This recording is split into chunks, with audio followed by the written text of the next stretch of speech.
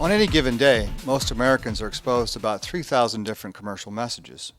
These messages are in the form of TV ads, billboards, product placement in movies and video games, or just online ads. Media Bytes is a new effort to help us understand and analyze the ways in which both corporations and the government try to manipulate the public into either buying products or supporting policies. During this year's Super Bowl, Anheuser-Busch spent over $20 million to air several commercials that featured their most recognizable beer, Budweiser.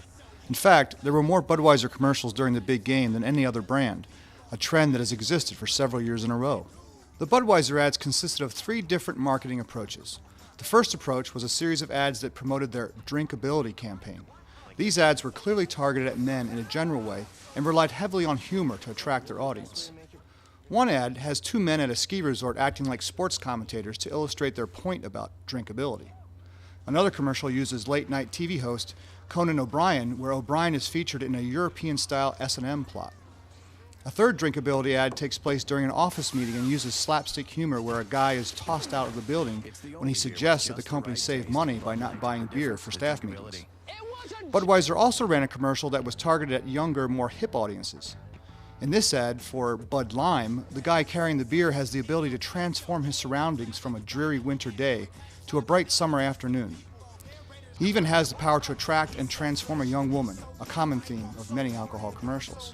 The remaining Budweiser ads feature the use of their signature Clydesdale horses. In one of these spots, the narrator shows how their ancestors came from Ireland to America and has always been a part of public pageantry. Another commercial has one of the Clydesdale horses falling in love with a circus horse, and a third horse commercial consisted of a Clydesdale playing fetch, just like a dog, in order to win the approval of his trainer. This last commercial, one could argue, is also targeting children, since Budweiser has a history of using animals that act like humans as a way of getting children's attention. It's not that Budweiser wants children to drink, rather they are developing brand loyalty, so that when kids hear the word beer, they are more likely to think Budweiser. Targeting children to develop brand loyalty started with the company's creation of the Spuds MacKenzie character in the 1980s. Their use of animals with human-like qualities also included mice, ferrets, lizards, and the three famous frogs, which sounded out the company's name. This technique was used to teach children the phonetically correct way to pronounce the name Budweiser.